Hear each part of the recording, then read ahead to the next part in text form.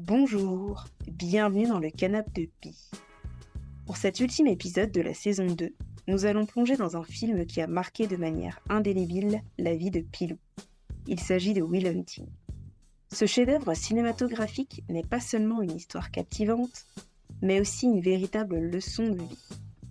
Dans cet épisode, nous allons explorer comment le parcours de ce héros résonne profondément avec des thèmes universels tels que l'éducation, les croyances limitantes, le courage de sortir de sa zone de confort et l'importance de croire en soi. Et nous découvrirons comment ces enseignements se sont intégrés à la vie de Pilou, l'inspirant à surmonter les obstacles et à repousser les limites imposées par la société et par lui-même. Vous connaissez la formule, n'hésitez pas à me laisser 5 étoiles sur votre plateforme préférée. Faites comme chez vous, installez-vous confortablement et bonne écoute. Salut Pilou, comment ça va? Salut Iris, ça va et toi? Très bien, je suis contente de t'accueillir pour cette mi-saison du Canapé de Vie. Est-ce que tu pourrais te présenter? D'abord, merci de me recevoir, de me proposer de participer à un de tes épisodes. Ouais, je peux me présenter. Donc moi, c'est Pilou, 34 ans. Voilà, j'habite au Havre, la plus belle ville du monde. Je suis animateur événementiel, humoriste et organisateur d'événements stand-up en tout genre. Donc voilà, dans les grandes lignes. Ok, super. On va rentrer maintenant dans le vif du sujet. Est-ce que tu peux nous parler du film ou de la série qui a eu un impact, ou en tout cas une influence dans ta vie? Du coup, on va tout de suite parler du film qui nous concerne là. C'est Will Hunting ou Good Will Hunting en anglais. C'est vrai que moi Ok, je l'ai découvert en français. d'accord. Mais le titre complet en anglais c'est Good Will Hunting. Et c'est un film que j'ai découvert. J'étais pas très très vieux. Ouais, je devais avoir 20 ans, à peine 20 ans. Et il m'a mis une claque parce que c'est le genre de film. Enfin, j'étais peut-être dans une période où je découvrais beaucoup de choses en termes de films. Et il m'a mis une claque parce que c'est vraiment le genre de film où quand le générique est arrivé, j'ai fait un waouh, qu'est-ce qui vient de se passer là? Ça m'a fait réfléchir et l'introspection en mode vas-y, où est-ce qu'on est, quoi qu'on est, qu'est-ce qu'on a envie de faire et qu'est-ce que j'ai envie de faire moi plus tard. Enfin, ça, c'est un film qui révèle beaucoup de questions, je pense. Ok. Alors, pour celles et ceux qui ne l'auraient pas vu, est-ce que tu peux nous faire un petit résumé de ce film? Ouais, du coup, c'est Will, joué par Matt Damon, qui est dans le sud de Boston. Il a sa bande de potes, où notamment il y a Ben Affleck qui est son meilleur ami dedans. Il vient le chercher tous les jours pour l'emmener travailler. Enfin, il le balade parce qu'il y a que Ben Affleck qui a la voiture. Et en fait, ils sont dans une bagarre et il a des piges à faire. Ou non, non, c'est même pas ça, c'est il est embauché. Il est embauché à Harvard, mais pour nettoyer les couloirs. Et dans l'aile mathématique, et en fait, il y a des problèmes de maths qui sont mis sur un tableau. Et il les résout, mais genre facilement. Et du coup, les mecs d'Harvard le voient en train de faire ça. Et donc veulent le récupérer. Il y a un mec qui veut le récupérer sous son aile en mode bah, t'es un génie en fait. Sauf que comme il a été pris dans la bagarre avant, il est en prison, enfin il est en garde à vue, une espèce de garde à vue à l'américaine. Et donc pour le libérer de prison, il doit faire des heures à Harvard avec le prof de maths et aussi il doit faire une thérapie. Et donc la thérapie, c'est Sean, qui est joué par Robin Williams, le regretté, merveilleux Robin Williams, qui joue le psy et en fait il vient lui aussi de Boston Sud et en fait, c'est une rencontre entre les deux où Sean deviendra une figure paternelle. Mais j'ai pas trop envie d'en dire parce qu'en vrai, Oh, on est là aussi pour ouais, que bien les sûr, gens découvrent. bien sûr. Mais oui, il est dans un schéma où il repousse tout le monde parce qu'il a une grande intelligence et il s'est fait un peu malmener quand il était plus jeune. Et en fait, les seules personnes qui arrivent à rentrer un petit peu là-dedans, c'est Sean et on voit le chemin qu'il fait. Et du coup, il force le personnage de Will à sortir de sa zone de confort. Et il y Ouais, a plusieurs personnages comme ça qui vont le challenger sur différents aspects de sa vie, jusqu'à ce qu'il se pose les vraies questions et qu'on le force à se poser les vraies questions. bon, bah, c'est un beau résumé en tout cas. C'est vrai que tu précisais que c'était à Boston, ouais, je crois que c'est au MIT. Et c'est vrai que moi, quand tu vois, je l'avais jamais vu. On m'en avait déjà parlé plusieurs fois de ce film. Et, euh, et en fait, pour être déjà allé à Boston, ça m'a Ouais. donné la sensation bah, d'y être. En fait, je sais pas si c'est Ah l'épisode, ouais. le film, et puis en plus, je sais, je Ouais, connais tu pas voyais où encore. c'était, quoi.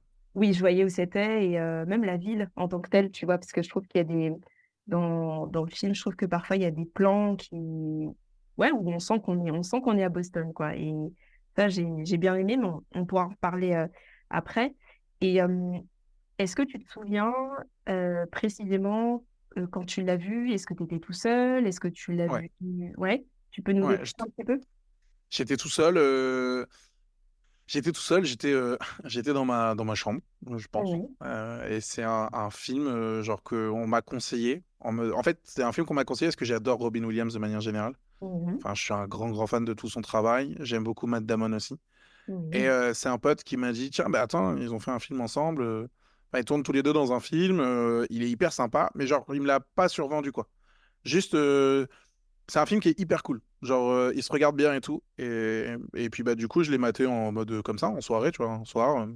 Tu sais, je bosse le lendemain, vas-y, je me lance un film avant d'aller me coucher. J'ai pas beaucoup dormi, du Ouais. coup. J'ai pas beaucoup dormi, parce qu'il m'a bien fait cogiter, mais ouais, enfin, chill chez moi à l'époque, dans ma Tranquille. chambre, tranquille, quoi. OK. Ouais. Bon alors, on va aller un petit peu plus dans le détail, mais quels effets ça a pu avoir quand tu l'as vu, la première fois? Quel impact? Ou en tout cas, est-ce que tu peux nous parler un peu des émotions que ça a provoqué chez toi? Bah, j'ai toujours aimé les films où, tu sais, c'est des personnages qui se révèlent, qui n'ont pas conscience de leur pouvoir, qui n'ont pas conscience, que ce soit même dans les films de super-héros et tout ça, c'est toujours un truc, je pense que ça a fait un... J'ai toujours rêvé d'avoir ce genre de truc-là, tu sais. Genre, moi, Ouais. Harry Potter, c'est mon rêve, tu vois, de genre, d'un coup, tu découvres, tu fais, mec, t'es magicien, en fait. Et, euh, et en fait, ça, c'était un peu un truc, mais genre, sans la fantaisie. C'est genre, ça, enfin, il sait qu'il est hyper intelligent et tout ça, mais vraiment le côté, t'as un pouvoir en toi, en fait. T'as une vraie capacité et il faut que tu l'exploites et il faut pas que tu. La question de la zone de confort. C'est vraiment, pour moi, c'est ça dans ce film-là, quoi. Oui. T'as des capacités, mais tu restes parce que t'es bien, t'es dans ton cocon, quoi. OK. Et c'est vrai que moi, c'est des questions qui m'ont été posées tout le temps. En mode, t'es dans ta zone de confort. Genre, sors, essaye. Et je l'avais jamais vraiment compris. Et je pense que c'est ce film-là qui m'a donné des clés de lecture sur ce qu'on disait ou ce qu'on avait pu me faire, essayer de me faire comprendre quand j'étais plus jeune, quoi. Oui. Alors, du coup, tu parlais de zone de confort. C'est vrai que c'est un terme qu'on entend très souvent, en tout cas de nos jours. Et moi, Mm, j'aime mm, mm. bien faire quand même la distinction, tu vois, entre, une zone, d'habitude, mais qui n'est pas forcément confortable. Je te dis ça parce que, Ah par oui, exemple, d'accord. Je vois ce que tu veux dire. pour Will Hunting, bah, on sait, enfin, en tout cas, le postulat de départ, c'est le fait qu'il soit, donc un enfant, orphelin et du coup, qui a plusieurs blessures et en fait, on se rend compte que lui, il a tendance à tenir les gens, tu vois, à bonne distance et qu'on le pousse à chaque fois à soit faire des études parce que, du coup, c'est un génie dans son domaine ou notamment, un de ses professeurs lui propose un entretien, en question dans un poste et en fait, lui, bah, pour lui, tu vois, je sais pas si on peut dire qu'il s'auto-sabote ou qu'il se protège, peut-être certainement qu'il se protège au début, mais en fait, bah, il le fait pas, tu vois? Mais il envoie Qu'est-ce que surtout, ça t'évoque? il envoie son pote surtout. Ouais, Le premier oui, entretien, il envoie son pote. ouais. Et après, il le dit, j'avais autre chose à faire, j'ai envoyé mon négociateur. Et c'est même là, il y a ses potes en fait qui sont là et qui font barrière en fait. Ils sont tous là. C'est comme ils disent dans le film, les copains sont prêts à mourir ou à tuer quelqu'un pour lui, mais parce qu'ils ont tous conscience aussi de sa force et ils le protègent tous aussi parce que je pense que c'est lui qui a le plus dégusté dans la team, même si on connaît pas trop les histoires des autres. Oui, Mais ils sont tous là pour lui quand même. Et, euh, et je vois ce que tu veux dire en zone d'habitude et zone de confort. Pour le coup, je pense que il est dans une zone de confort justement parce qu'il a réussi à la trouver, il a réussi à la faire. Il a son groupe de potes, ses ambiances, il a tous les codes qu'il maîtrise. C'est pour ça qu'il a vraiment du mal à bouger. C'est pour ça que les trois rencontres majeures qu'il fait dans le film, donc Skylar, le prof dont le nom m'échappe, et Sean, qui est mmh le psy, justement, ces trois-là vont le challenger dans les grands aspects de sa vie, c'est-à-dire bah, les émotions, son enfance et le travail, quoi. oui, Et bien donc, ils sûr. vont le challenger là-dessus, et c'est là, justement, ils vont lui dire, attends, regarde, il y a autre chose. Il y a autre chose, et ça peut être intéressant, même si tu nous repousses, parce qu'il les repousse violemment, hein. Oui, À différents moments du film, il les repousse oui. violemment, et c'est C'est intéressant. C'est intéressant les schémas qu'il utilise. Je peux te poser une question? Est-ce que tu as une mémoire photographique ou pas? J'en sais rien, je sais juste que je me rappelle. Voilà Will Hunting. Dans la banlieue sud de Boston, il est déjà une légende. Coups et blessures, mutilation, vol, résistance, et toujours un non-lieu. Mais quand on frappe un policier, c'est la prison. J'ai parlé au juge, et il est d'accord pour te relâcher. Ah ouais. À condition de me voir moi et un psychothérapeute une fois par semaine. Ce garçon est un génie sans égal. Je n'ai jamais vu une chose pareille. Aujourd'hui, J'ai besoin de quelqu'un qui puisse communiquer avec lui. Comme moi. pour la première fois de sa vie, C'est comme une partie de poker avec ce gosse. Dès qu'il perçoit la moindre vulnérabilité chez quelqu'un, il l'exploite. Will Hunting va rencontrer un adversaire à sa taille. Vous avez pas ça? Ouais, j'ai pas ça.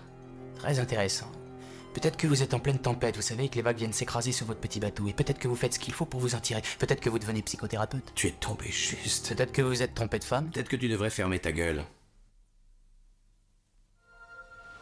Personne ne peut te comprendre, hein Will? Tu es un génie. Mais je n'ai rien à apprendre de toi que je ne puisse pas lire dans un livre. Sauf si tu veux me parler de toi. Mais tu as trop peur de ce que tu pourrais dire. T'es assis sur un billet de loterie gagnant.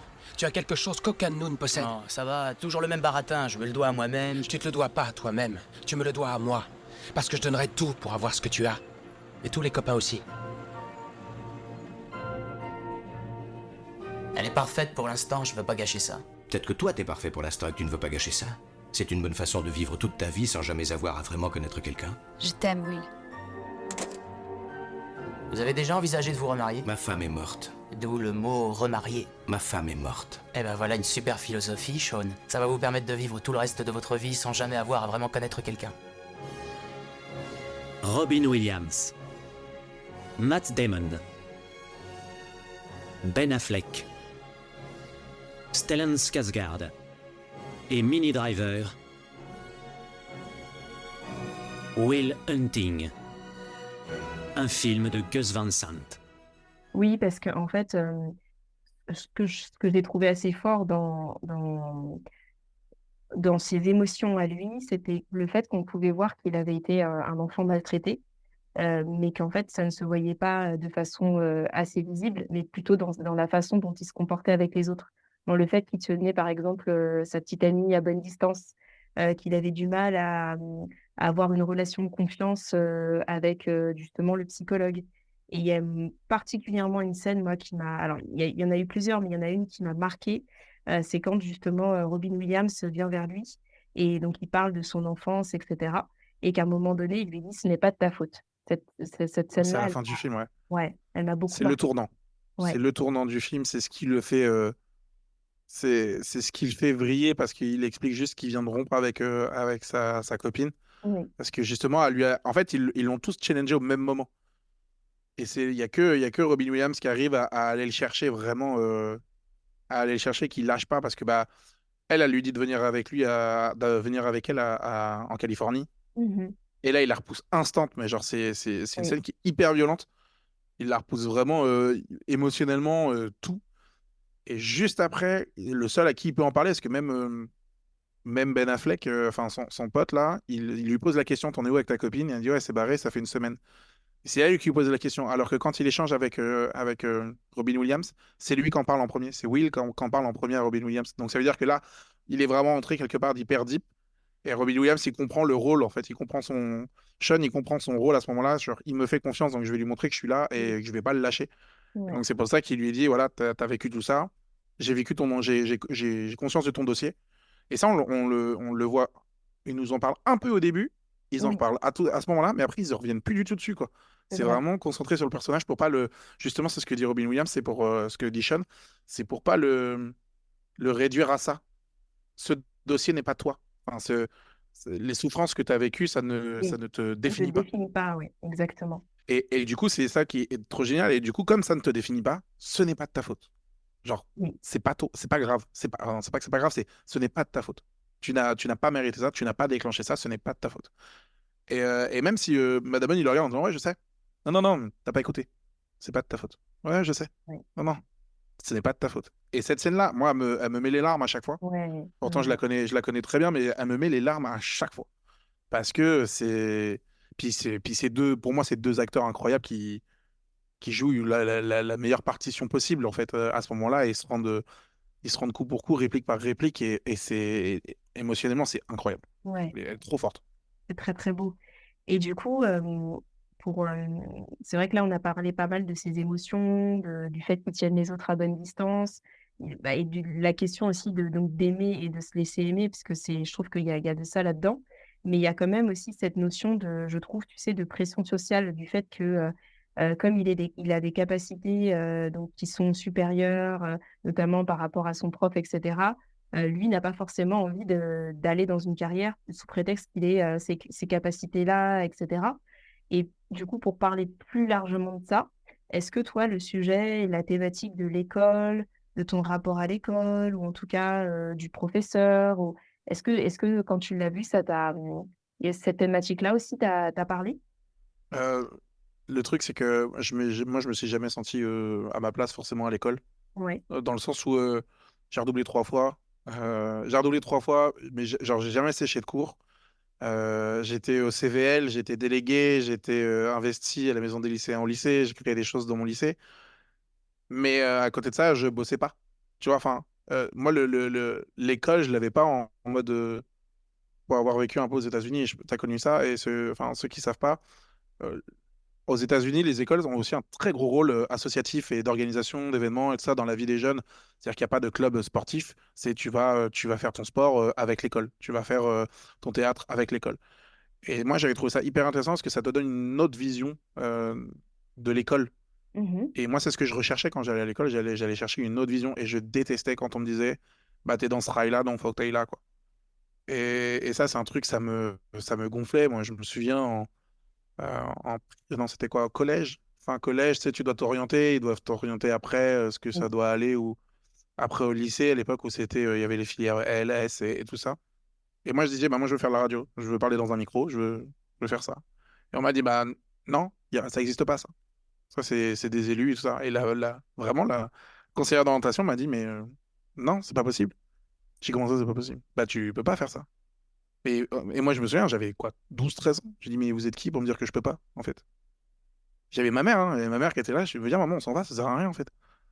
Moi, je lui dis que je veux faire ça, elle veut me désorienter. Non, non, non, on est là pour orienter, pas me désorienter, en fait. Donc, non, je veux faire ça. Donc, maintenant, on met les conditions. Tu me dis ce qu'il faut faire pour que je fasse ça, et je vais le faire ça. Mais me dis pas que c'est pas possible de base. J'ai même pas essayé. Et en fait, tout ce qu'on m'a dit, je pense que c'est quelque chose qui a réagi un peu toute ma vie. Tout ce que tu m'as dit, bah, c'est pas possible. Bah, attends, c'est quoi, je vais le faire. Tu me dis que c'est pas possible, bah, je vais te prouver que je vais le faire. Et, bon, arrivé à 34 ans, le bilan, il est pas ouf, mais Mais je ça a touche été du un doigt moteur, plus ou en tout cas, moins. pour toi. Ouais, ouais, Parce que, ouais. tu Et sais, à un moment j'ai fait donné, beaucoup de choses. il y a une phrase, justement, et c'est là que je me dis, c'est quand même, enfin, je trouvais que dans ce film aussi, c'était l'importance, en tout cas, du professeur, mais plus largement un peu d'un mentor, parce que je trouve que c'est un peu le rôle que joue Robin Williams d'une certaine manière, tu vois, en parlant de sa propre histoire. Par exemple, au début, il parle de son histoire avec sa femme. Ensuite, il va parler, tu vois, il va commencer à parler de ses problèmes, etc., pour que Will, peut-être, certainement, puisse s'identifier et qu'il y ait plutôt un rapport de confiance entre eux. Et il y a une phrase qui m'a particulièrement marquée, c'est peu de gens saisissent l'étendue de leur intelligence. Ils n'ont pas de professeur qui croit en eux et ils se persuadent qu'ils sont stupides. Et en fait, Mais oui, je trouve que cette phrase, elle est, ouais, qu'est-ce qu'elle t'évoque? c'est complètement vrai. C'est complètement vrai. Je suis surveillant aussi. J'ai été surveillant et je le suis là encore à mi-temps. Je le dis Mhm. pas parce que c'est pas la carte principale que j'ai envie de mettre en avant quand j'évoque, mais c'est quand même une grosse partie de ma vie que j'ai été. Je suis surveillant dans un lycée professionnel, donc un lycée technique. Euh, c'est des gamins qui font, là dans le lycée où je suis, ils passent le permis pour être routier, ils font de la chaudronnerie, ils font de la mécanique moto, auto, poids lourd. Ils font de la, comment dire, ils font de l'aéro. Enfin voilà, ils vont sortir de là avec un métier et pourtant on leur dit que c'est une voie de garage. Mhm. Et en fait, tout le cursus, une grosse partie du cursus scolaire va dire que la filière pro, la filière technique, eh ben, c'est pour ceux qui sont pas assez bons pour aller en général. Et je trouve ça aberrant, alors que je trouve que c'est hyper, ça reflète bien ce que la globalité du système éducatif véhicule en fait. Mhm. Genre, bah, l'élite fait ça, ceux qui sont un peu moins bons font ça, et ceux qui sont encore moins bons font ça. Et pourquoi en fait, on hiérarchise les filières et pourquoi on hiérarchise les gens? Enfin, moi, j'ai la chance d'être qui je suis. Oui. Euh, j'ai mes facultés, j'ai mes capacités et tout ça, machin. Je sais pas utiliser un marteau, je sais pas dans quel sens on utilise un marteau, si tu veux.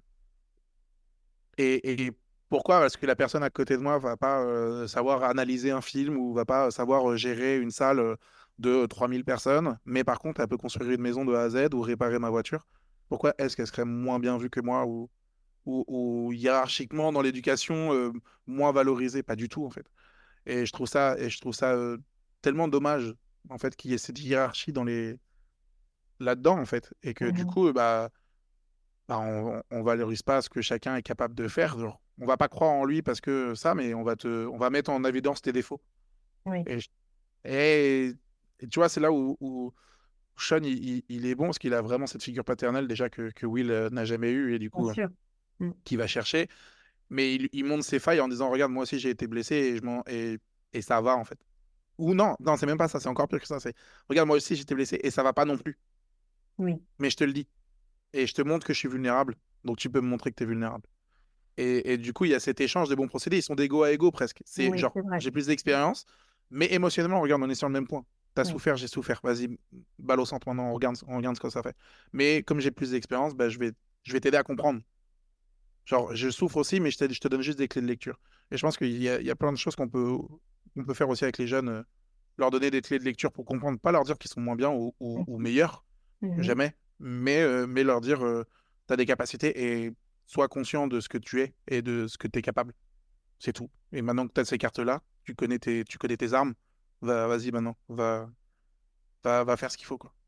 Et est-ce que justement, à ces jeunes, tu leur as déjà parlé de ce film? Ouais, grave, tout le temps. Enfin, assez régulièrement. Ouais. Assez régulièrement, j'aime bien, bah, c'est ce que j'aime dans mon job de surveillant et quand je fais de l'animation aussi, euh, beaucoup en colo, enfin j'en ai fait pendant 10 ans de l'animation en colo, c'est ce que j'aime quand je travaille avec les jeunes, c'est justement pouvoir retransmettre un petit peu de ça en fait. C'est le côté en mode, c'est une passation. Enfin vraiment, c'est le côté, regardez, moi j'ai des clés, on m'a donné des clés, on m'a donné des clés de lecture de la vie, et je vous les donne. Maintenant vous en faites ce que vous voulez, c'est tout. Je vous dis pas que vous êtes moins bien, je vous dis pas que vous êtes meilleur. C'est juste, il y a des choses qu'il faut comprendre et si je peux vous aider à les comprendre, tant mieux. Mais je vais pas le faire à votre place. C'est à vous de faire votre chemin, quoi. Ok. Et quelles ont été leurs réactions? Certains ont déjà regardé Will Hunting ou pas du tout? Je sais pas. Tu sais En pas? vrai, non, j'ai jamais eu de retour à ce niveau-là. Bah alors après, quand c'est en colonie de vacances, tu vois, c'est chaud Ouais, parce que, c'est plus délicat, ouais, bien sûr. ouais, puis nous, comment dire, on reste très peu en contact avec les gamins en colonie de vacances après. D'accord. Parce que, parce que c'est nécessaire, parce on n'est pas dans leur vie, on est juste une parenthèse. Ok. L'animation est juste une parenthèse de kiff dans leurs vacances, mais on peut pas on peut pas rester en contact forcément. Des fois, émotionnellement, il y en a qui sont pas forcément assez solides pour ça. Parce que ça, il y a des vraies ruptures, hein, c'est quand la tristesse de. Enfin bref, Oui. je déblatère un peu là. Mais au niveau du lycée, non, j'ai pas souvenir. Je veux pas affirmer que c'est jamais arrivé, mais j'ai pas souvenir d'avoir une discussion après visionnage Après, avec un d'accord. gamin, quoi. Ok. Et depuis ton premier visionnage, j'imagine que tu l'as revu, Oh donc oui, ce plusieurs film. fois. Est-ce que tu as eu l'impression que l'intensité de tes émotions ou ta grille de lecture, ta grille d'analyse a changé au fil du temps où tu as évolué? Est-ce que tu vois le film différemment maintenant aujourd'hui? Oui, oui, dans le sens où. Alors émotionnellement, il me percute toujours. Alors, il me percute toujours aussi intensément, mais pas forcément de la même manière. C'est-à-dire que je vais pas avoir les émotions forcément au même moment. Ok. Euh, mais je sais pas, en fonction de. C'est pas que de la personne que je suis devenue, c'est aussi à des moments clés dans ma vie ou des périodes dans lesquelles je suis. Il y a des choses Mhm. qui vont percuter plus sensiblement. Bien sûr. Mais oui, mais à chaque visionnage, bah, il me parle un peu plus parce que bah, en ce moment je suis dans ce mood-là ou en ce moment je suis dans ce mood-là. Donc Oui. c'est cette partie-là qui va me parler plus. Mais je dois le regarder, ouais, je dois le regarder une fois par an. Par contre, j'en parle beaucoup à mes proches autour de moi, tu vois. Je l'ai Ouais. fait découvrir à ma copine. Elle l'a vu, elle m'a fait un message après en disant, ouais, j'ai pris une claque, tu vois. Oui. Mm. Mais ouais, mais parce que il lui a parlé différemment. C'est Ah, ça aussi. Je pense que chacun a sa lecture aussi de ce film-là. Ça, c'est un peu comme tu sais, comme la potion que fait boire Mary Poppins. Tu sais, oui, chacun a un goût différent. oui, oui, Bah, je pense que ce film-là, comme il y a plein de personnages qui sont tous très forts, oui. je pense que chacun peut s'y retrouver dans d'autres et dans certaines situations du film. Et ça va plus parler à l'un et à l'autre. Ouais, Et en vrai, quelquefois, j'ai même peut-être pas envie de savoir. Genre, ça t'appartient à toi, ce que tu as oui, senti sur ce film-là, quoi. ouais, Si tu veux m'en parler, on est OK. Genre, tu vois, on en parle, c'est OK. oui, Mais si t'as pas envie, bah, c'est personnel, en bah, fait. C'est toi bien sûr, comment t'as vécu ton émotion, quoi. c'est intime, oui. Mais d'ailleurs, donc ce film, il a remporté quand même l'Oscar du meilleur film en 1997. Et à l'époque, du coup, les personnes qui étaient à l'écriture du scénario, c'était quand même Ben Affleck et Matt Damon. Donc Ah c'est ouais. dire, ouais, ouais, ouais, Mais ce film-là, il a une histoire de fou parce que, ouais, en gros, c'est Ben Affleck et Matt Damon qui l'ont écrit parce qu'ils avaient pas de rôle comme ils oui. voulaient. C'est Ah un oui, doublon, je trouve. mais oui, eux, ils sont potes depuis très longtemps et genre, Ouais. leur carrière d'acteur débloquait pas vraiment. Ou alors, c'était que des choses qu'on leur proposait qui étaient pas, genre, ils pouvaient pas montrer ce qu'ils valaient. Et donc, ils se sont dit, Mmh. bah, venez, on va le faire. Ils ont quand même été suivis par Gus Van Sant, qui est juste, Ouais, c'est pas n'importe qui incroyable, en ouais, termes de incroyable, réalisation. bien sûr. Voilà. T'as aussi Robin Williams qui dit, allez, les gars, je viens dans Ouais. votre projet. Enfin, pareil, même le prof, là, son nom m'échappe, mais c'est un acteur qui est cantonné au second rôle, mais genre qui est juste. Enfin, Incroyable. c'est un sidekick qui est juste trop bien, tu vois. Mmh. Enfin, et, mais parce que je pense que voilà, et enfin, évidemment, quoi. Enfin, tout dans ce film-là transpire on m'a mis un chemin, je vais pas le suivre. Mmh. Et c'est ça qui est trop bien. Et c'est trop bien. Puis Gus Van Sant, encore une fois, enfin, en termes d'image, enfin, tout, tu peux faire. C'est ça qui est fou parce que c'est un film qui est très psycho, mais en même temps hyper visuel. C'est-à-dire qu'il y a plein de plans où tu peux juste faire pause et kiffer comment la caméra elle est posée, quelle lumière est utilisée. Et ça, c'est trop cool parce que bah, c'est là que tu vois l'imagerie Gus Van Sant. Juste le générique de fin, en fait, la voiture qui roule à l'infini Oui, avec le générique bah, voilà, ça, c'est un plan séquence qui dure, enfin, voilà, qui dure tant de temps et c'est Gus Van Sant, quoi. Enfin, c'est ouais. juste de l'image, quoi. C'est trop fort. Bah, Juste en image, il te fait parler, quoi. ouais, ce que j'ai trouvé fort comme film, pour ça, hein, on m'en avait déjà parlé plusieurs fois il y a quelques années je sais pas, j'étais pas forcément dans le mood pour le regarder. Et en fait, là, en le visionnant, je me suis rendu compte que c'était un film qui était intemporel, en fait. Que tu peux le regarder vraiment, enfin, dans 10 ans, 10, Et 20 ans, t'as c'est très peu incroyable. en plus, t'as très peu de points temporels. C'est-à-dire qu'il te Oui, dit juste, t'as la classe, genre, au début, ils mettent. Genre anniversaire de la classe de 1979, je crois, ou oui, 1976. oui, Ils parlent du match de baseball où Paris c'était en 1976 et ils disent que c'était il y a 12 ans. C'est pas vrai, ils disent même pas que c'était il y a 12 ans, c'est-à-dire qu'il a rencontré, c'est Sean qui dit qu'il a rencontré sa femme en 1976, qu'il ne regrette pas les 18 ans de mariage avec. Et donc là, tu fais tes calculs et tu sais que tu es à peu près dans les années 90. Mais sinon, tu n'as oui, tu sais aucun pas. rapport Non, temporel. tu sais pas. Non, Donc, c'est ce qui est bien, parce que justement, c'est ouais, aussi une manière de dire, bah, en fait, peu importe quand vous allez le découvrir, oui. Bon, je pense que là, les voitures, elles ont quand même mal vieilli, il n'y a pas de portable, il n'y a pas tout ça, donc Ouais. on va pas les arnaquer, les jeunes, très longtemps, mais en attendant, c'est très, très cool, quoi. Ouais, et puis ça peut parler à, comme tu dis, c'est ça que j'apprécie beaucoup ce que tu dis par rapport au fait que en regardant ce film, mais ça le fait aussi avec d'autres films, mais le moment de ta vie où tu le regardes, il y a, voilà, il peut y avoir quelque chose, enfin une émotion ou un personnage qui va plus te procurer telle ou telle émotion, et je trouve que c'est assez fort.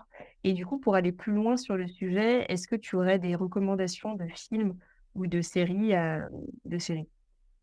Un petit peu autour de ce thème. Bah, en vrai, c'est peut-être un peu enfantin, mais Oui, parce que je suis reparti dedans, mais un peu tout ce qui va être les animés, tu sais, tout ce qui va être shonen, c'est-à-dire que genre, t'as le destin.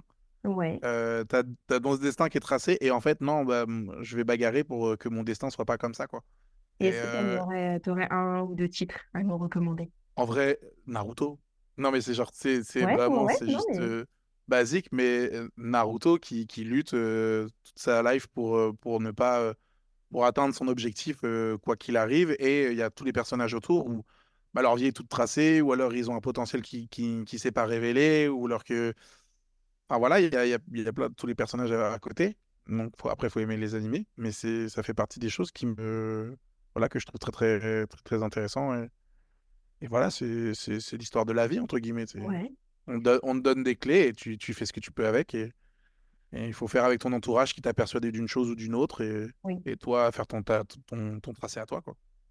Et moi, du coup, ça m'a fait penser, alors sur l'aspect plutôt ce que tu disais sur tes capacités comme élève, et cetera, à 2 films. Il y a Esprit rebelle avec Michel Pfeiffer. Je sais pas si tu l'as vu? Oh, il y a très longtemps. Voilà, Franchement, je t'avoue que je l'ai ça pas. date, mais je trouvais que c'était un assez beau film aussi.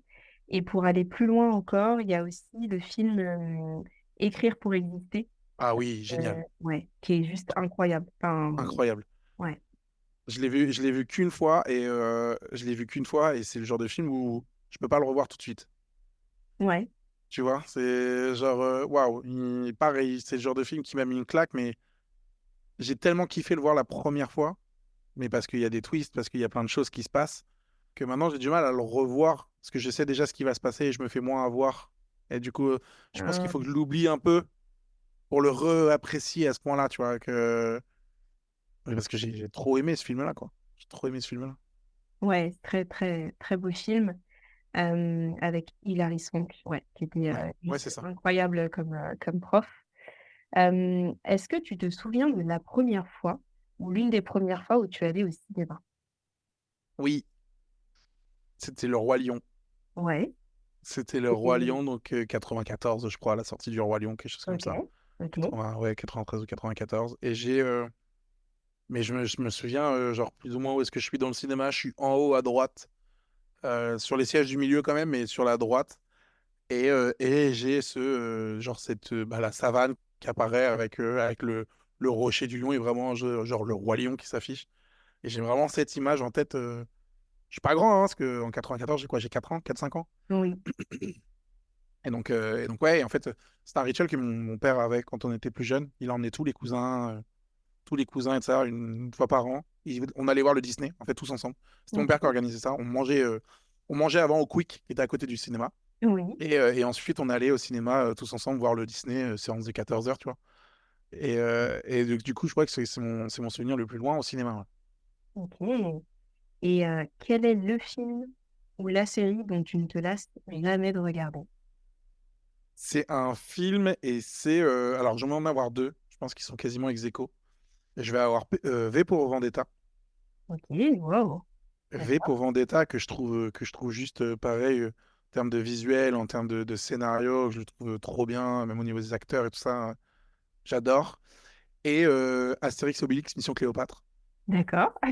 parce que même si je l'ai vu, genre, je sais pas combien, une trentaine, des dizaines de fois, Oui, je découvre toujours des vannes. d'accord. Je découvre toujours des vannes, je découvre toujours des répliques, je découvre toujours des jeux de mots. Et ça, c'est une mine d'or en fait. Et moi, enfin, je trouve ça trop fort. Qui suis dans les blagues, dans l'humour et dans la comédie un petit peu, c'est juste trop fort, quoi. Et avec l'âge, t'en découvres d'autres. Tu Ouais. vois, enfin, c'est des trucs, quand j'ai sorti, j'avais 9 ans ou 10 ans. Et au fur et à mesure d'années, j'entends d'autres choses. Là, on a été le voir quand il est ressorti, ils l'ont ressorti au cinéma là, au mois de novembre, je crois, pour les 25 ans, les 20 ans du film. Bah, j'ai encore découvert des vannes quand on a été voir au cinéma, tu vois. OK. Et c'était fou, c'était fou. Mais putain, et celle-là, je l'avais jamais entendu, quoi. Et donc, ouais, je ne m'en lasse pas. Mais du coup, c'est insupportable de le regarder avec moi parce que je fais toutes les répliques, tu Ouais. sais, un quart de seconde avant, tu vois.